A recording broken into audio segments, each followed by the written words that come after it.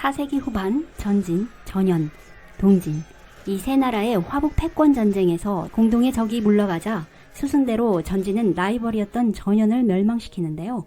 여세를 보라 북쪽의 탁발 선비족이 세운 대나라와 서쪽의 전량 등을 복속시켰을 뿐 아니라 서역까지 원정군을 보내기도 했습니다. 376년 사실상 화북 지역을 거의 통일하며 누가 봐도 전진의 천하 통일은 의심할 여지가 없어 보였는데요. 이제 남은 동진만 멸망시킨다면 중국을 통일할 수 있었습니다. 천하 통일에 한성큼 다가간 전진의 황제 북연. 그는 과연 천하를 얻을 수 있었을까요? 그는 어떤 인물이고 전진의 국내외는 어떤 상황이었을까요? 전진의 3대 황제 저족 출신 북연은 이민족 출신의 황제로서는 드물게 박학다식한 인물이었습니다. 어릴 적 북연은 학문을 배우고 싶다고 청하자 그의 할아버지가 감탄하며 우리 집안 사람들은 오랑캐인지라 대대로 먹고 마실 줄만 알았는데 너는 기특하게도 학문에 관심이 많구나 하며 흔쾌히 허락하였죠. 문과 무를 갖추어 성장한 북연의 모습은 기백이 넘쳤습니다. 말을 타며 칼을 휘두르는 그의 강인한 모습은 부하들에게는 선망의 대상이었죠. 황제에 즉위한 북연은 출신과 배경을 따지지 않고 능력과 자질에 따라 인재를 등용하여 저족뿐 아니라 정복했던 선비족과 강족 등도 중용하여 이들이 높은 지위에 오르기도 합니다. 그의 측근에는 한족들도 많았는데요. 그중 북연의 오른팔로 맹활약하며 지위가 상승한 한인 출신 왕맹을 극진히 대우하고 신임하여 유비와 제갈량의 관계에 비유되기도 했었죠. 훗날 후연을 세우는 모용 선비족의 모용수와 후진을 세우는 강족의 요장 또한 북연의 총애를 받았습니다. 또 그는 영토를 확장하고 화북을 통일하는 과정에서도 자신의 근거지인 관중지역을 중심으로 부락을 재편하는데요. 동쪽으로는 선비족을, 서쪽으로는 자신의 민족인 저족을 이주시키고 저족 지배층 자제들을 지방으로 파견 관리하게 하였습니다. 그리고 정복지의 인민들을 억압하거나 해치지 않고 인근 지역으로 이주시켜 다민족 융합을 고려한 호한 융합 정책을 실현시킵니다. 북연의 상징적인 호한 융합 정책의 배경에는 기존에 거주하고 있던 한족과 북방으로부터 이주해온 이민족 사이에서 갈등이 깊었기 때문이었는데요. 그들은 정치, 문화, 생활 방식이 달랐기 때문에 걸핏하면 서로 충돌하기 쉬웠습니다. 북연은 이러한 문제점과 갈등을 해결하기 위해 다방면으로 고민하고 연구했던 것이죠. 후조시대의 연민은 사로령으로 정복지 이민족들을 말살시킨 반면 북연은 확연히 다른 면모를 보여주었고 그의 호한 융합 정책이 밑바탕이 되어 빠르게 화북을 평정할 수 있었습니다. 화북을 손에 넣은 북연은 천하통일의 원대한 꿈을 꾸며 유일하게 남은 강남의 동진을 손에 넣기 위해 남벌 계획을 서두릅니다. 하지만 그의 오른팔인 왕맹은 동진 전벌에 반대하고 나섭니다. 왕맹은 아직 전진 내의 이민족 간의 대립이 심각하고 한족들은 동진을 자신들의 조국으로 생각하는 사람들이 많습니다. 만약 동진과의 싸움이 벌어진다면 예측할 수 없는 위험 상황이 벌어질 수도 있습니다. 라고 하며 여러 차례 북연에게 동진정벌을 시기상조라고 진언하죠. 이로 인해 동진정벌 계획이 잠시 주춤해지던 시기에 왕맹이 위독하다라는 소식이 전해집니다. 북연은 갑작스런 비보에 그를 찾아가죠. 병상에서도 마지막으로 왕맹은 신신당부합니다. 진을 공격하기엔 아직 이릅니다. 진이 지금 겉으로는 약해 보이지만 내부적으로는 결속이 단단하고 국력도 강합니다. 또한 장강이라는 지형적 이점을 갖고 있어서 쉽게 정복할 수 없을 것입니다. 그리고 선비족 모용수와 강족의 요장이 투항하긴 했지만 전진의 오래된 숙적이옵니다. 그대로 두면 훗날 큰 후환이 될 것입니다. 서서히 그들의 힘을 빼고 제거하는 것이 우선입니다. 하며 함부로 동진을 치지 말 것이며 내부의 적인 선비족과 강족을 경계할 것을 유언으로 남기고 51세의 나이로 병사합니다. 자신의 오른팔이자 화북제패의 1등 공신이었던 명제상 왕맹의 죽음에 북연은 통곡하는데요. 하늘은 내가 천하를 통일하기를 원하지 않는 모양이구나. 어찌 내게서 이렇게 일찍 왕맹을 빼앗아 간단 말인가? 라고 비통함을 금할 수 없었습니다. 하지만 천하통일의 야망을 불태우던 북연은 왕맹의 마지막 충고를 받아들이지 않았죠. 오히려 모용 선비의 모용수와 강족의 요장 등을 전장에서 많은 공을 세웠다는 이유로 동진정벌의 핵심적인 장군으로 중용해 버립니다. 드디어 얼마 후 부견은 조정 대신들이 모두 모인 자리에서 처음으로 대대적인 동진정벌과 천하통일의 포부를 밝힙니다. 이때 부견의 동진정벌론에 적극적으로 찬성한 사람은 모용수와 요장 정도의 극소수에 불과했고, 대다수의 신하들과 황후와 태자는 동진정벌을 반대했습니다. 부견은 뜻밖의 반대하는 신하들을 향해 짐의 군사들이 강에 채찍을 던져 넣기만 해도 좋기 장강의 흐름을 끊을 수 있어 라고 강대한 병력을 자랑하며 반대 목소리를 잠재워 버립니다. 대대적인 남벌에 앞서 부견은 동진군의 대응을 보기 위해 휘하 장군에게 보병과 기병 17만의 대군을 보내어 동진의 양양 땅을 먼저 공격하게 합니다. 양양의 수비군만으로는 도저히 전진군의 상대가 되지 못한 동진. 파죽지세로 전진군은 연전연승하며 양양성을 함락시키고 천하의 전진이란 이름을 날립니다. 양양 땅을 손에 넣자 동진정벌을 끝까지 반대하던 신하들도 더 이상 반대할 수 없게 되었죠. 마침내 부견은 국내외적으로 동진정벌의 준비가 끝나자 383년 전국에 대대적인 총동원령을 내립니다.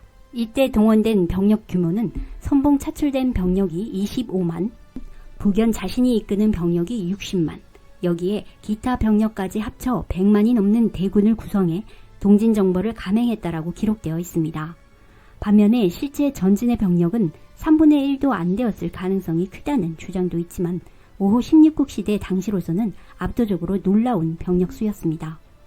전진의 100만 대군이 내려오고 있다는 보고를 받은 동진의 조정은 크게 흔들리기 시작했습니다.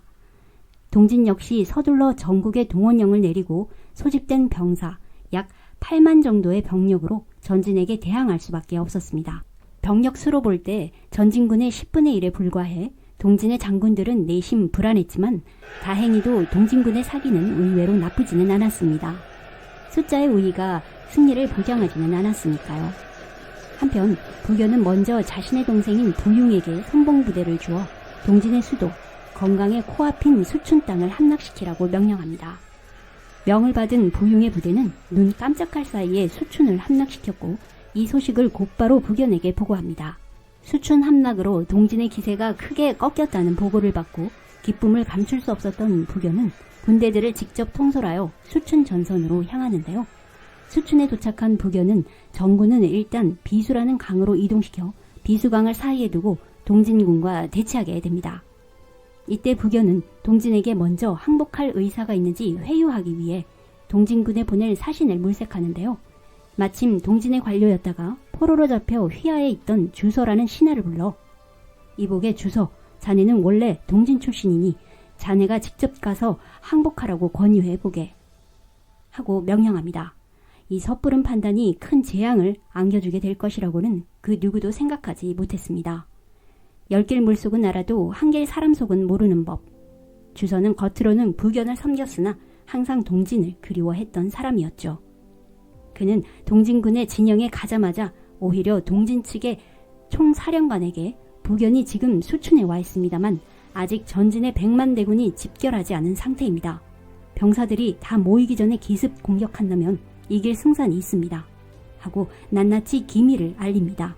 동진군의 총사령관은 처음에 부견이 수춘까지 진군했다는 소식을 듣고 싸움을 회피하려던 참이었는데 주서의 말을 듣고는 하늘이 준 기회라 생각하죠. 그리고 전진과의 일전도 불사하겠다고 마음을 돌려먹습니다. 한편 부견은 주서의 배반 사실을 상상도 못하고 느긋한 마음으로 결과를 기다리는데요. 드디어 동진의 사신이 왔습니다. 그런데 그는 항복을 거부하고 뜻밖의 제안을 합니다. 만약 전진군이 진영을 조금만 뒤로 물려주신다면 동진군은 강을 건널 테니 그때 서로 진검승부를 겨루는 게 어떻겠습니까? 하고 말이죠. 보고를 받은 부견은 엉뚱하게도 그 제안을 받아들여 진영을 조금 뒤로 물리도록 명령합니다. 자신의 진영을 조금 뒤로 물려주는 척 하다가 동진군이 절반쯤 강을 건넜을 때 철기병을 보내 기습할 계산이었죠. 하지만 이때부터 부견의 의도와는 정반대로 최악의 상황으로 돌아가기 시작합니다. 전진의 군사들은 갑작스런 후퇴 명령을 이해하지 못했던 것입니다. 동진군과 붙어보기도 전에 진영을 뒤로 물려야 한다는 명령을 잘 이해하지 못하고 잔뜩 동요하고 있었습니다. 현대전처럼 최첨단 통신 장비가 있었더라면 소통에 차질이 없었을 텐데요. 이 상황 판단을 더욱더 흐리게 한 결정적인 요인은 바로 배신자 주서였습니다. 그는 전진군이 패배했다, 동진군이 몰려온다 라며 진영내를 외치고 다니면서 가뜩이나 마음 흔들리던 병사들은 전투 의지가 꺾이며 순식간에 패닉 상태에 빠져버립니다. 강 건너편에서 사방으로 달아나는 전진군의 혼란스러운 상황을 지켜보던 동진군은 절호의 기회를 놓치지 않고 정예 기병을 출격시켜 빠른 속도로 강을 건너 공격해옵니다. 전진의 대군은 갑작스런 동진군의 기습 공격에 어이없이 무너지기 시작하는데요. 군사들의 대열이 무질서하게 붕괴되면서 서로를 짓밟아 죽여가며 허둥지둥 달아나는데 사자에 놀란 소떼처럼 아비규환의 생지옥이나 다름없는 광경이었습니다. 어떻게든 대열을 수습하기 위해 말을 탄 지휘관들은 애를 써보지만 소용없는 일이었습니다. 전진군은 더 이상 정상적인 군대가 아니었던 것입니다. 아비규환의 지역 속에서 황제 부견도 무사하기 힘들었는데요. 자신 또한 난전에 휩싸여 화살을 맞아 말에 매달려 겨우 현장에서 정신없이 달아나는 일생일대의 치욕을 겪어야 했습니다. 다행히 도중에 만난 모용수군의 보호를 받으며 죽을 고비를 넘기고 수도인 장안으로 귀환할 수 있었죠. 패배한 부견의 모습을 본 모용수는 어떤 마음이었을까요? 자신의 계획대로 잘 돌아간다고 내심 기뻐했을까요? 한편 동진은 전투의 승리를 기회 삼아 북벌까지 감행해 황하 이남에 빼앗겼던 영토를 되찾을 수 있었습니다. 이렇게 비수전투로 인해 동진은 구사일생으로 살아남지만 중국의 남북조는 통일을 이루지 못한 채 200여 년간 지속되는 결과를 낳은 역사적 전투가 되어버립니다. 100만 대군이 8만에 패배한 도무지 믿기 어려운 이 전투를 후대에는 비수대전이라 부르는데요. 압도적인 병력 우위를 가지고도 통솔미스와 작전 설명 누락이 부른 참담한 패배. 비수대전 참패 이후 전진은 순식간에 멸망의 나락으로 추락합니다. 부견이 거느리던 주력 부대가 비수대전에서 괴멸하자 그동안 야심을 숨기고 있던 휘하의 여러 세력들이 일제히 반기를 들기 시작합니다.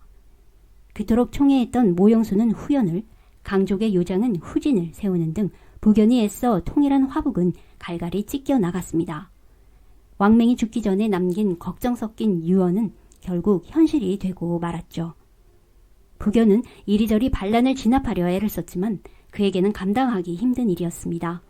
결국 한때 총애했던 부하 요장에게 사로잡혀 황제 자리와 옥새를 넘길 것을 강요받고 이를 거부합니다. 이상정치의 야심가의 마지막 최후는 비참했습니다. 요장은 한때 자신이 모셨던 황제 부견을 잔인하게 목을 매달아서 교살해버리는데요. 385년 당시 부견의 나이는 48세로 제위에 오른 지 28년.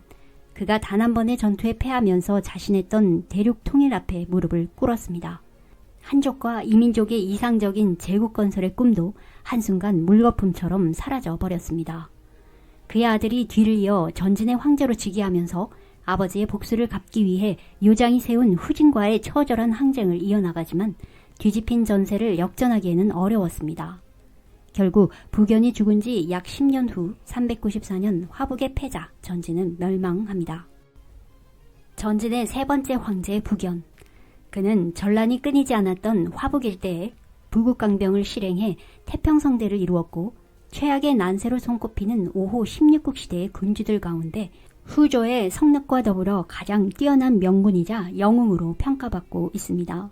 하지만 패배 경험 없이 연전연승한 자신감에 치해 동진을 너무 가볍게 보았고 동진 출신인 주서를 너무 쉽게 믿어버린 결과 비수대전의 대참패를 가져왔습니다. 후대의 비수전투를 반면교사로 삼을 만큼 승리에 교만하여 오만한 황제라는 평가를 받기도 하는데요. 그의 업적은 뚜렷했지만 몰락 과정 또한 극적이고 처참했기에 양면적인 평가가 존재합니다. 전진의 멸망 이후 왕맹이 걱정했던 것처럼 부견의 휘하에 있었던 선비족의 모용수와 강족의 요장 등의 야신가들이 제각기 나라를 세우며 군용 할거의 시대로 회귀하여 또다시 새로운 영웅 호걸들이 등장합니다. 이상으로 위진 남북조 5호 16국 시대 4편을 마치고 마지막 5편에서 찾아오겠습니다. 끝까지 시청해주셔서 감사합니다.